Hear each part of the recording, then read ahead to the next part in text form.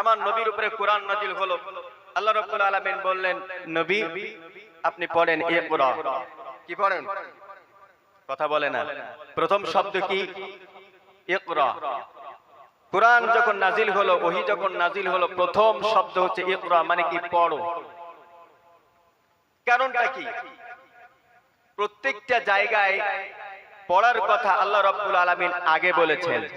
কবরে যাবেন সে জায়গায়ও বলবে মার রব্বুকা, তোমার রবকে বলো, পড়ো। কথা কি বুঝে আসলো? কিয়ামতের দিন আল্লাহ রাব্বুল আলামিন যখন আপনার আমলনামা হাতে দিবে, তখন আপনার আমলনামা আপনাকেই পড়া লাগবে, অন্য কেউ পড়বে না। তাহলে সব জায়গায় পড়া। রব্বুল আলামিন বলছেন ইকরা, ওগো নবী আপনি পড়েন। এই জায়গায় তাফসীরের মধ্যে এসেছে পড়ার কথাটা আগে কেন আসলো। আল্লাহ রব্বুল আলামিন বলছেন মানুষ যখন মারা যাবে তার প্রথম যে প্রশ্নটা করা হবে, প্রশ্নের অ্যানসারটা দেওয়া লাগবে রব্বি আল্লাহ, আমার রব ছিল আল্লাহ। আল্লাহ রব্বুল আলামিন বলছেন কোন ব্যক্তি যদি না পড়ে, না জানে, তার প্রভুকে চিনতে পারবে না, তার রব সম্পর্কে জানতে পারবে না। আর যেই ব্যক্তি না জানবে, যেই ব্যক্তি তার রবের পরিচয় ভালোভাবে না জানতে পারবে, রবের ইবাদত বন্দেগী তার জন্য কঠিন না সহজ? জোরে বলেন, কঠিন না সহজ? এখন আপনি নামাজে দাঁড়ালেন, আপনি কুরআনই পড়তে জানেন না, বলেন তো নামাজ হবে? নামাজের ফরজ কোরআন সহি করা, কোরআন তেলাওয়াত কি হওয়া? সহি হওয়া। এই জায়গায় যদি আমি বলি যে কোরআন তেলাওয়াত সহি, কতজনের হাত উঁচু করেন? হয়তোবা দুই একজনের হাত উঁচু হতে পারে, আর আশা করি অধিকাংশ মানুষ হাত উঁচু করতে পারবে না। তাহলে দেখেন রব্বুল আলামিন বললেন ইকরা বিসমি রাব্বিকাল্লাযী খালাক। ওগো নবী আপনি পড়েন সেই প্রভুর নামে, সেই রবের নামে, যে রব আপনাকে সৃষ্টি করেছেন, যে রব আপনাকে পৃথিবীর জমিনে পাঠিয়েছেন। ওগো নবী আপনি পড়েন। এই জায়গায় দেখেন নামাজ ফরজ, নামাজের কথা আগে বলা হয় নাই। যাকাত যাদের উপর ফরজ হয়েছে, যাকাতের কথা আগে বলা হয় নাই। সামনে মাহে রমজান, এই রমজানকে আল্লাহ রাব্বুল আলামিন ফরজ করেছেন। এই রমজানের কথা আল্লাহ রাব্বুল আলামিন আগে বলে নাই। হালাল হারাম এ সকল সব কোনো কিছু বলে নাই। আল্লাহ তাআলা আগে বলছেন ইকরা, ওগো নবী আপনি পড়েন। আর পড়তে পড়তে আপনার রব সম্পর্কে আপনি জানতে পারবেন, আর যেটা জানবেন সেটা মানুষের কাছে পৌঁছায় দিবেন। এটা কার নির্দেশ? ইয়া আইয়ুহার রাসূল বাল্লিগ মা উনজিলা ইলাইকা মির রাব্বিক। রব্বুল আলামিন বলছেন ওগো নবী আপনার উপরে যেই কিতাবটা পর্যায়ক্রমে নাজিল হতে যাচ্ছে, সেই কিতাবটা আপনার রবের কিতাব। এই রব তার বক্তব্যকে কোরআন আকারে, এই গ্রন্থ আকারে আপনার মাধ্যমে গোটা পৃথিবীর মানব মণ্ডলীর জন্য নাজিল করেছেন। আল্লাহ রাব্বুল আলামিন বলছেন ওয়ামা খালাকাতুল জিন্না ওয়াল ইনসা ইল্লা লিয়াবুদুন। ওগো নবী গোটা পৃথিবীর মানব মণ্ডলীর মধ্যে সব মানব মণ্ডলী যেন তারা আল্লাহর গোলামি করে, তার রবের গোলামি করে। শুধু তাই নয়, আমি জিন জাতিকেও বানিয়েছি আমার আনুগত্যের জন্য। জিন এবং ইনসান এই দুইটা জাতি শুধুমাত্র আমার ইবাদত করবে। কার ইবাদত করবে? আল্লাহর ইবাদত করবে। এখন বলেন তো আমরা আল্লাহর ইবাদত করি নাকি শয়তানের ইবাদত করি? অনেকে আল্লাহর ইবাদত করে, অনেকে শয়তানেরও ইবাদত করে। কেমন করে? যারা নামাজ পড়ে না তারা কার ইবাদত করে? শয়তানের ইবাদত করে। কারণ শয়তান বলছে নামাজ পড়ো না, আর আল্লাহ বললেন নামাজ পড়ো। এখন যে ব্যক্তি নামাজ পড়লো না ওই ব্যক্তি কার দলের? কথা কয় না। কার দলের? শয়তানের দলের। আর যে ব্যক্তি নামাজ পড়লো ওই ব্যক্তি আল্লাহর দলে। কারণ কিয়ামতের মাঠে আল্লাহ রাব্বুল আলামিন দুইটা দল করবেন। তাও কুরআনুল কারীমের মধ্যে বলছেন ফারিকুন ফিল জান্নাতি ওয়া ফারিকুন ফিস সাঈর। দুইটা দল হবে, একটা হবে জান্নাতি দল আর একটা হবে জাহান্নামী দল। এই দুইটা দল আল্লাহ রাব্বুল আলামিনের কাছে গ্রহণযোগ্যতা পাবে। আর এই গ্রহণযোগ্যতা দুইটা দল যখন আল্লাহ রাব্বুল আলামিন একত্রিত করবেন, যে দুইটা দল এক সাইড করবেন, একটা দল আরেকটা বাম সাইড আরেকটা দল করবেন, তার মধ্যে একটা দল আল্লাহর কাছে গ্রান্টেড হবে, সেটা হচ্ছে যারা ডান সাইডে দল থাকবে যাদের আমলনামা ডান হাতে থাকবে তারাই হচ্ছে আল্লাহর জান্নাতে যাবে। বলেন না আল্লাহু আকবার। প্রিয় ভাইরা আমার, কোরআন এসেছে জান্নাতি বানানোর জন্য। কোরআনের 55 থেকে 92টা নাম আল্লাহ রাব্বুল আলামিন দিয়েছেন। বিশ্ব নবীকে বলছেন, ওগো নবী, এই কোরআনের একটা নাম দেওয়া হলো নূর। আল্লাহ রাব্বুল আলামিন বলছেন, ইন্না নাহনু নাযালনা যিকরা ওয়া ইন্না লাহু লাহাফিজুন। ওগো নবী, এই নূরের কথা আপনি বলবেন, এই কোরআনের কথা আপনি বলবেন। পৃথিবীর মানুষেরা এই নূরটাকে, এই আলোটাকে নিভিয়ে দেওয়ার জন্য আপ্রাণ চেষ্টা করবে, কিন্তু আল্লাহ রাব্বুল আলামিন বলছেন, ইন্না নিশ্চয় নাহনু নাযালনা যিকরা ওয়া ইন্না লাহু লাহাফিজুন। এই নূর নামক কিতাব, জিকির নামক কিতাব সংরক্ষণ করার দায়িত্ব পৃথিবীর কোন মানুষকে দেওয়া হয় নাই। পৃথিবীর ভিতরে যত পয়গম্বর এসেছে, কোন পয়গম্বরকে দেওয়া হয় নাই। এর সব দায়িত্ব যিনি নিয়েছেন তিনি হচ্ছেন আরশের মালিক আল্লাহ। বলেন আল্লাহু আকবার। পৃথিবীতে মানুষ যদি চায় আল্লাহর কোরআনের এই আলোকে নিভিয়ে দিবে, পৃথিবীর কোন মানুষ পারবে? জোরে বলেন, পারবে না। ফিরাউন চেয়েছিল কোরআনের আলোকে নিভিয়ে দেওয়ার জন্য, সেই ফিরাউন নিভিয়ে গিয়েছে। নমরুদ চেষ্টা করেছিল আল্লাহর কোরআনকে দুনিয়া থেকে মাইনাস করে দেওয়ার। আল্লাহ রাব্বুল আলামিন ফিরাউনকে ছাড় দিয়েছিল, কিন্তু ছেড়ে দেয় নাই। ফিরাউনকে জুতার বাড়ি মারতে মারতে, তার দলের লোকেরা জুতার বাড়ি মারতে মারতে তাকে দুনিয়া থেকে বিদায় করে দিয়েছিল। বলেন না আল্লাহু আকবার। এই জন্য বলি, ওগো নবী, আপনি আপনার দায়িত্ব পালন করেন। যেই ব্যক্তি আপনার কাছে আসবে, যেই ব্যক্তি আপনার কথা মেনে নেবে, কোরআনের পথে আসবে, ওই ব্যক্তি হলো আল্লাহর পথের সৈনিক। আল্লাহু আকবার বলেন। প্রিয় ভাইয়েরা আমার, এই নবী পৃথিবীর জমিনে আগমন করলেন। আগমন করার কিছু অলৌকিক ঘটনা আল্লাহ রাব্বুল আলামিন ঘটিয়েছিলেন, কারণ তিনি হচ্ছেন এমন একজন নবী। আল্লাহ রাব্বুল আলামিন বলছেন, ওগো নবী, আপনাকে যে আমি পাঠালাম, আপনি হচ্ছেন শেষ নবী। তার একটা সিল আপনার পিঠে আমি মেরে দিয়েছিলাম। হাদিসের মধ্যে আসছে, আমার নবী একদিন বলছে, ও আমার সাহাবীরা, আমি যদি কারোর হক নষ্ট করে থাকি, আমি যদি কারোর মনে কষ্ট দিয়ে থাকি, তোমরা আমারে মাফ করে দিও। আর যদি মাফ না করে দিতে পারো, তাহলে এই জায়গা থেকে বলো, আমি তার কিসাসটা আদায় করে নিব, তার হকটা আদায় করে নিব। একজন সাহাবী দাঁড়িয়েছে, আল্লাহর নবীকে বলছে, রাসূলুল্লাহ, আপনি আমার হক নষ্ট করেছেন। আল্লাহর নবী তখন বলছে, সাহাবী, তোমার কি হক নষ্ট হয়েছে? সাহাবী তখন বলছে, ইয়া রাসূলুল্লাহ, দুর্ভিক্ষের সময় যুদ্ধের ময়দানে যুদ্ধ করতে করতে আপনি যখন তরবারি চালাচ্ছিলেন, আবার যখন দু এক সময় চাবুক যখন চালাচ্ছিলেন, হঠাৎ করে আমার পিঠে একটা চাবুকের বাড়ি পড়েছিল। ইয়া রাসূলুল্লাহ, আমি চাই একটা চাবুকের বাড়ি আপনার পিঠে মেরে আমার কিসাসটা আদায় করতে। এখন বলেন তো, ওই সাহাবীর মধ্যে একজন বসেছিল, নাম হচ্ছে হযরত ওমর। ওমর গরম ছিল না নরম ছিল? কথা বোঝে নাই। আল্লাহর নবী, বিশ্ব নবীর সাহাবী হযরত ওমর নরম ছিল না গরম ছিল? হযরত ওমর এমন গরম ছিল, ওমরকে দেখে কাফের বেঈমানেরা তো শুধু নয়, শয়তানরাও ভয় পেত। ওমর যে রাস্তা দিয়ে হাঁটতো, শয়তানও সেই রাস্তা দিয়ে হাঁটতো না। এখন ওমর অলরেডি হাতা গুছাচ্ছে। ইয়া রাসূলুল্লাহ, কত বড় সাহস যে আপনার পিঠে চাবুকের বাড়ি মারার জন্য সে দাঁড়ায়। আমার নবী তখন বলছে, ওমর থামো, এটা তার মধ্যে আর আমার মধ্যে। আমি যেহেতু তার পিঠে আমার অজান্তে একটা বাড়ি মেরেছি, তার মনে আছে, আজ যদি তার কিসাসটা যদি আদায় না করি, তার যদি এই সুযোগটা না দেয়, কিয়ামতের দিন আমি নবী, আমিও আল্লাহর আসামির কাঠগড়ায় দাঁড়িয়ে যাব। বলেন না আল্লাহু আকবার।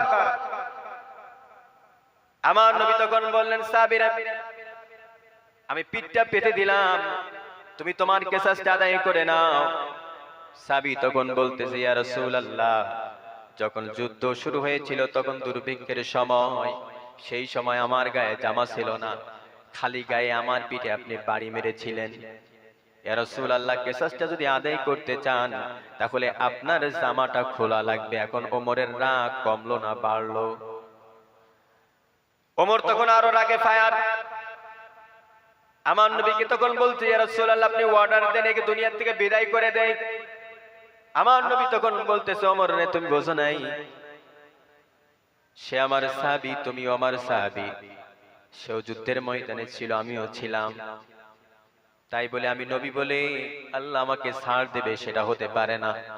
কারণ বান্দার হক যদি কোনো বান্দা নষ্ট করে, ওই বান্দা যদি মাফ না করে, আল্লাহ রাব্বুল আলামিন কিয়ামতের দিন আসামির কাঠগড়ায় দাঁড় করাবে। বলেন আল্লাহু আকবার। এখন বলেন তো, এলাকার মানুষ অনেকেই আছে একজনের জমি আর একজন ফাঁকি দেয় কি দেয় না? অনেকেই আছে বোনের জমি দেয় না, অনেকেই আছে টাকা হাওলাত করে নেয়, সে টাকা দেয় না, অনেকেই আছে বিভিন্ন বাটপারি সিটারি করে এদিক সেদিক টাকা পয়সা করে, জমি জমা ফাঁকি দেয়, ব্যবসা বাণিজ্যের ভিতরে 2 নম্বরে বাটপারি সিটারি করে মানুষের হক নষ্ট করে, এরকম লোক আছে না নাই? আমার নবী বুঝাতে চাইলেন, তোমরা খবরদার খবরদার কারোর হক নষ্ট করো না। কারণ আমি নবী, আমিও যদি কারোর হক নষ্ট করতাম তাহলে কিয়ামতের দিন আমি নবী, আমাকে আল্লাহ রাব্বুল আলামিন ছাড় দিত না।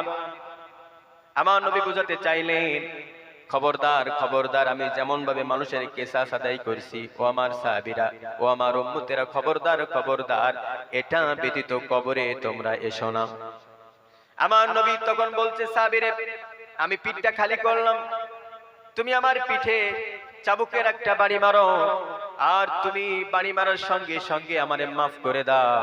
আমি যে অন্যায় করেছি, ভুল করেছি, তোমার যদি মনে হয়।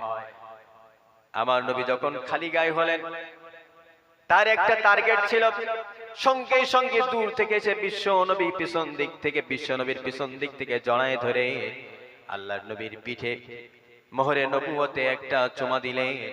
দেওয়ার পরে আল্লাহর নবী বিশ্ব নবীর সামনে যে মুখটা নিচু করে চোখ দিয়ে পানি ঝরায়, আর নবীকে বলে, ওগো নবী, এত সময় এই কাহিনী করার জন্য, এটা করার জন্য আপনার কাছে ক্ষমা চাই গো নবী।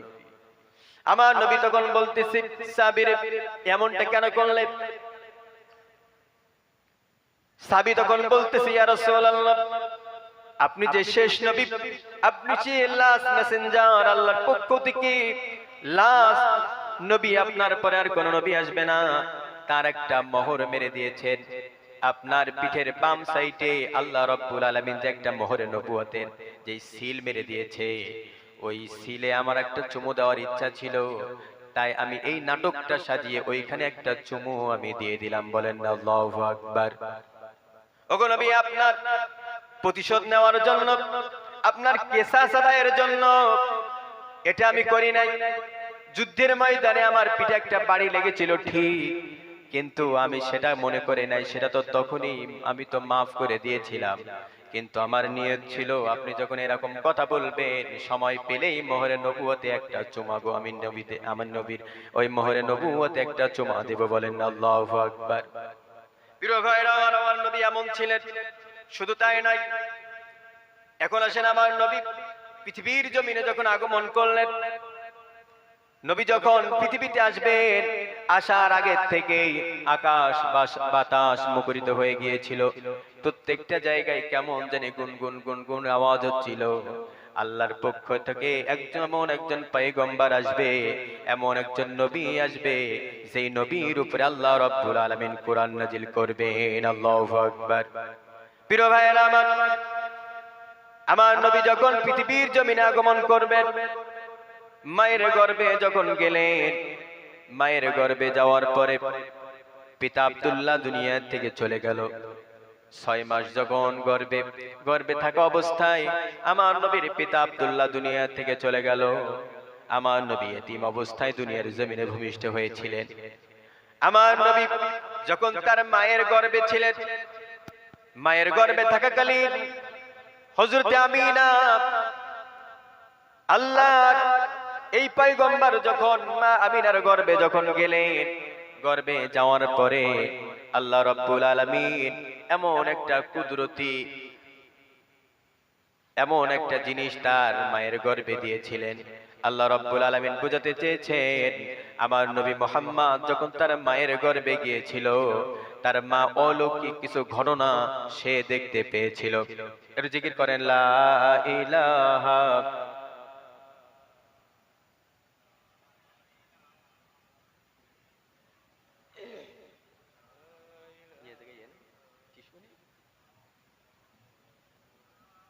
লা ইলাহা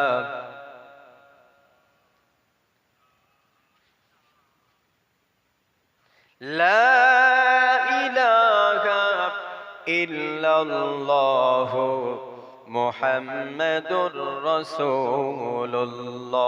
পড়েন সাল্লাল্লাহু আলাইহি ওয়াসাল্লাম। আল্লাহ রাব্বুল আলামিন বলছে, আমার নবী যখন আমিনার গর্ভে যখন গেল, যাওয়ার 6 মাস পরে তার পিতা আব্দুল্লাহ দুনিয়ার থেকে বিদায় হয়ে গেল। আর তৎকালীন সময়ে যাদের স্বামী বেঁচে নাই, যাদের স্বামী বেঁচে নাই, তারা ওই সময় মক্কা নগরীতে কোনো সেন্ট, কোনো সুগন্ধি ব্যবহার করতে পারবে না। তখনকার সময় এই নির্দেশটা ছিল। তো আল্লাহর নবী বিশ্বনবী যখন তার মায়ের গর্ভে যখন গেলেন, হযরতে আমিনা তিনি বলতেন যে যখন আমার গর্ভে যখন আমার মুহাম্মদ যখন গেল, যাওয়ার পরে যে সকল অলৌকিক ঘটনা আমি দেখেছি, এরকম ঘটনা আমার সাথে আর কখনোই হয় নাই। কি বললেন হযরতে আমিনা? তিনি বলছেন, আমার মুহাম্মদ যখন আমার গর্ভে চলে গেল, যাওয়ার পরে ঘরের মধ্যে যখন ঢুকি, ঘরের প্রত্যেকটা দেওয়াল আমাকে সালাম জানাই, প্রত্যেকটা বালুকণা আমারে সালাম জানাই। ঘরের মধ্যে যখন আমি ঢুকি, গুনগুন আওয়াজ, ইয়া মুহাম্মদ ইয়া মুহাম্মদ, এরকম কে যেন কারা যেন আওয়াজ করতে থাকে। মুহাম্মদ মুহাম্মদ বলে চিৎকার করতে থাকে, আল্লাহর পয়গম্বরের নাম নিতে শুরু করে দেয়। শুধু তাই নয়, আমার ছোট্ট মুহাম্মদ যখন আমার গর্ভে গেল, গর্ভে যাওয়ার পরে আমি যখন উত্তপ্ত বালির উপরে যখন পাটা রাখি, পা রাখতে দেরি, উত্তপ্ত বালি হতে ঠান্ডা হয় না। বলেন আল্লাহু আকবার। আমি যখন সকালে রৌদ্র মাথার উপরে চলে আসবে, এমন সময় যখন আমার ঘর থেকে বের হয়, উত্তপ্ত বালির উপরে পা রাখবো, এমন সময় আল্লাহ রাব্বুল আলামিন ওই উত্তপ্ত বালিকে আমার জন্য ঠান্ডা বানিয়ে দেয়। আকাশে যেই সূর্য তাপ দেয়, এই তাপটা যেন আমার মাথার উপরে না লাগে, এই জন্য সঙ্গে সঙ্গে এক খণ্ড মেঘ এসে আমার মাথার উপরে ছায়া দিতে শুরু করে দেয়। শুধু তাই নয়, ও পৃথিবীর মানুষেরা, তোমরা শোনো, আমার মুহাম্মদ যখন আমার গর্ভে গেল, গর্ভে যাওয়ার পরে আমি যখন কুয়ায় পানি তুলতে যেতাম, কুয়ার কাছে যখন যাই, কুয়ার পানিগুলো এমনি এমনি ভাবে নিজের থেকেই উপরে উঠে আসে, আমার কোনো কষ্ট হতো না। শুধু তাই নয়, মক্কার প্রত্যেকটা মহিলারা তারা একটা টার্গেটে থাকতো, কখন আমিনা কুয়ার কাছে আসবে। কারণ আমিনা যদি কুয়ার কাছে আসে, কুয়ার পানি আমাদের নিচ থেকে তোলা লাগবে না, এমনি এমনি উপরে উঠে আসবে, আর সেই সময় আমরা পানি নেব। বলেন আল্লাহু আকবার। এটা হচ্ছে আমিনার বদলতে না। আমিনা তখন বলতো, এটা আমার কোনো ক্রেডিট না, এটা সব কিছু ক্রেডিট হচ্ছে আমার গর্ভে যিনি এসেছেন তার জন্য এসব কিছু হয়। মক্কার মানুষেরা তার শ্বশুর আব্দুল মুত্তালিবের কাছে নালিশ জানালো, আপনার বৌমা তো বিধবা, আপনার সন্তান আব্দুল্লাহ তো দুনিয়া থেকে চলে গিয়েছে, আর এই মক্কা নগরীতে তো একটা নিয়ম আছে, কেউ সেন্ট ব্যবহার করতে পারবে না, সুগন্ধি ব্যবহার করতে পারবে না। কিন্তু আপনার বৌমা কি এমন সেন্ট ব্যবহার করে, রাস্তা দিয়ে যখন যায় তার সুঘ্রাণে আশেপাশে কোনো মানুষ টিকতে পারে না। এই নালিশ বারবার আব্দুল মুত্তালিবের কাছে আসে, আব্দুল মুত্তালিবের স্ত্রীর কাছে আসে। আসার পরে সবাই যখন এই প্রস্তাবটা দেয়, এই নালিশটা যখন করার কারণে আব্দুল মুত্তালিব একদিন তার স্ত্রীকে বলছে, স্ত্রী রে, তোমার বৌমার কাছে শোনো, সে কি এমন জিনিস ব্যবহার করে। আমিনার কাছে জানতে চাওয়া হলো।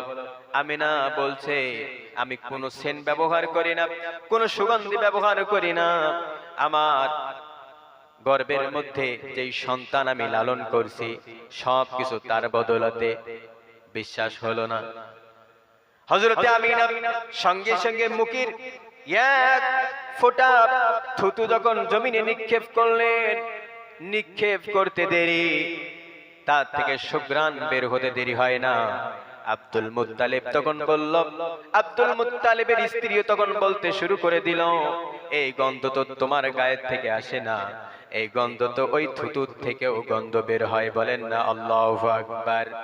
প্রিয় ভাইয়েরা আমার, এই জন্য আমার নবী হচ্ছে এমন নবী, যেই নবীকে সন্তুষ্টি করার জন্য সব সময় আল্লাহ রাব্বুল আলামিন তিনি সব সময় দেখেছেন আমার নবী কোনটা করলে খুশি হবে, আমার নবী দুঃখ পাবে না, কষ্ট পাবে না। এই জন্য আল্লাহ রাব্বুল আলামিন তার নবীকে সব সময় সন্তুষ্ট রেখেছেন। এই জন্য তার নবীকে বলেছেন হাবিবুল্লাহ। বলেন না আল্লাহু আকবার। এখন আসেন আমার নবীর চাচা আবু তালিব, আবু তালিবের কাছে আমার নবী একদিন বসে আছেন। আবু তালিব তখন বলতেছে, ভাতিজারে তোমার কিছু ঘটনা আমার বড্ড মনে পড়ে, বলো তো ওগো ভাতিজা, তোমার এই ঘটনাগুলো তোমার সামনে পেশ করব কি করব না? মুহাম্মদ মুস্কি হাসি দিয়ে বলে, চাচা রে, আপনি আপনার বক্তব্যগুলো পেশ করেন। চাচা আবু তালিব তখন বলতেছে, ওগো ভাতিজা, তুমি যখন দুনিয়ার জমিনে ভূমিষ্ঠ হয়েছিলে, তোমার মায়ের মুখ থেকে আমি শুনেছি সবে সাদিকের সময় যখন পৃথিবীর জমিনে যখন তুমি আগমন করেছিলে, ওই সময় তোমার মা যে ঘরে ছিল, ওই ঘরের চালটা হঠাৎ করে কেমন জানি ছিদ্র হয়ে গিয়েছিল, আসমানের সঙ্গে সংযুক্ত হয়ে গিয়েছিল। কেমন জানি আলোর ফোকাস তোমার মায়ের পরে পড়ছিল। দুনিয়ার জমিনে যখন তুমি ভূমিষ্ঠ হলে, ভূমিষ্ঠ হওয়ার পরে তোমার মায়ের কোলে অল্প কিছুক্ষণ সময় তুমি ছিলে। তোমার মায়ের মুখ থেকে শোনা হঠাৎ করে গায়েব থেকে আওয়াজ হলো, আমার নবী মুহাম্মদ কে নিয়ে গায়েব হয়ে যাও, গায়েব হয়ে যাও। সারা পৃথিবী আমার নবী মুহাম্মদ কে ভ্রমণ করাও। গায়েব থেকে কেমন জানি একটা আওয়াজ হলো, হঠাৎ করে আমার কোলে দেখি আমার মুহাম্মদ নাই। বলেন আল্লাহু আকবার। প্রিয় ভাইয়েরা আমার, হযরত আমিনা যখন এই কথা বললেন, আমি তখন আশ্চর্য হয়ে গেলাম। তোমার মায়ের কাছ থেকে আরো জানতে চাইলাম, তারপরে